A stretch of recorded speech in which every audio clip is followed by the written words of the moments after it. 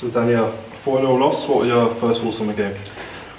I think you have to go into these things with, ideally you want to try and cause an upset, but I said to the boys before, can you get something out of the game? It's quite a broad statement, but can you sort of look at your opposition and go, yeah, I should be in your shoes, I should be in a Premier League team.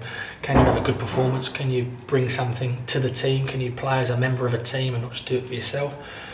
And a lot of them did that tonight. I was really pleased with the fact that at sort of 3-0, 4-0 with a little bit of time left, like we did to sort of so-called lesser teams in the previous rounds, they went through the gears, we got a bit tired, but we didn't throw the towel in. And it's a little bit of a sort of a cop-out sometimes for players to say, well, if 3-0 down, game's done, and it goes to 5 and 6 and 7. And I think that wouldn't have been fair on the boys, because the only thing I ask from young players is just 100% effort. And they certainly did that. And it's frustrating, we can see the goal after a minute, and we can see the goal after a minute in the second half, and it kills you a bit, because you want to have a right go at the second half, but at 3-0 and they're on top and they've got 3 or 4 internationals in that team, you've got to be realistic. You go, I don't want these boys to get absolutely mullered tonight, because it's not fair, and I'm not fair in the confidence. So 4-0, was it unfair? Probably not. Had 99% of possession, but I was pleased with the fact that the players tonight for us showed they can play in a team, and they can be disciplined. At 4-0 now, I thought, sod it, I'm going to try and dribble out my box here, I'm going to try and do something to impress the crowd. It was no, we're disciplined, we're not going to concede 5, we'll concede 6. And my last message in there was, this is where you want to aim to get to. We all get there, no. Will a couple of you get there? Maybe. But you have to aim that high. And we played a Premier League youth team. With a few internationals in there, and we're a conference youth team. We're the lowest ranked team left in it, so we've got to be proud of that. But I want the boys sitting on the coach on the way home thinking, okay, what can I do? What can I do more? Where have I got to be to be hopefully putting on the Premier League shirt one day? So any game's difficult, but this one more so. Obviously, you was coming into this one as underdogs as in the games before, in the previous rounds. You were the big team, let's say. So this must have been more of a difficult task. Yeah, I think as a coach, you don't go into it and go, we're just here to have a go and enjoy the stadium. You have to give the message if we want to try and cause an upset.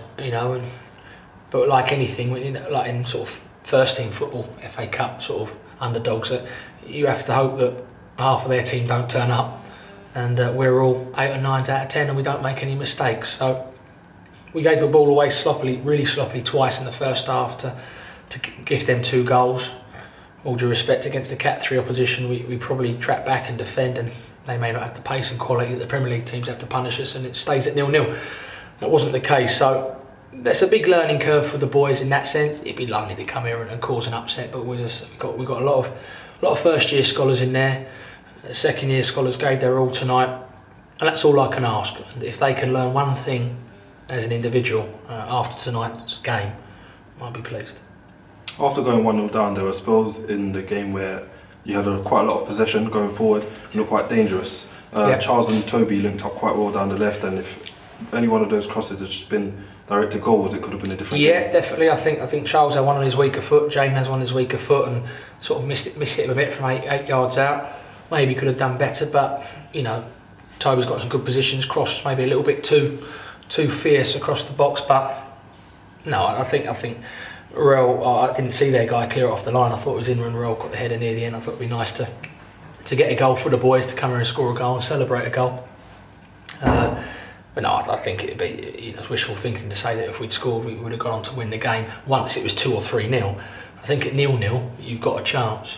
And banging on about the importance of the first goal in our youth team games recently, and we've been getting the first goal. We've gone unbeaten in like a couple of months now within our own category, so to speak. And tonight was one of the games you could stay in the game at 0-0 for a long period, or 1-0. You give yourself a chance. Real said it goes in 1-1, fantastic. But at 2-0 and then straight after half time 3-0, it's a lesson to say that these players are they better players? Maybe they're a Premier League team at the moment, but I said to the boys that doesn't mean that's it now. They're always going to be better. You've got a lot of years on your side to make up that gap, and I'm sure they'll give it a right go. As you said, you've been on quite a good run recently. So how do you lift the boys from a defeat like that? to go on to Saturday and continue? I think it's a lot easier to lift than if we got done 4-0 at, I don't know, Sholing or Dagenham or, all due respect, you know, Stevenage or someone sort of similar to us, so to speak, not Sholing, but the other two. So I think it's important that you sort of highlight the mistakes they made, which they might not get punished for in normal games, and they will do when they play stronger opposition. It's important, but I would have been more disappointed and more angry if people had gone and started doing, you know, their own thing like a load of Mavericks in the last 20 minutes, which makes you lose 6 or 7-0. That would have been a bit more disappointing. So in terms of lifting, I've been quite positive in there. The 100% effort that I wrote on the wall, they gave me that. There was glimpses of some good quality. Last half an hour, we're all behind the ball. You know, when we're clearing it, it's going straight back to them. And I said, that's football. That's football. That's why Man City are romping teams 6 and 7 every week. Sometimes that gap in quality, you've just got to learn from it. You've got to learn from it, and in the next game, when, you know, with due respect to the team we're playing Saturday, won't be as good as West Brom. Can we learn from it and put into practice some of the things we've got out of the game? And finally, obviously, you've come to a Premier League side like West Brom. You must be proud of how the boys stood up to the test. Yeah, I wouldn't say stood up to test. I'm proud how they approached the game first and foremost. I'm proud how they stayed professional, and I'm more proud really how they played for one another. And not even played for one another, because you know, they had a lot of the ball, West Brom, but they ran for one another and they fought for one another, and it's stuff that they won't know because they're kids and they were, oh, just lost 4-0. But as someone who's been in football a while, you appreciate that, and there was 3 or 4 I thought outstanding performances, but to a man they kept going. And, that's all I asked before, so that's all I'm going to ask going into Saturday's game against Peterborough.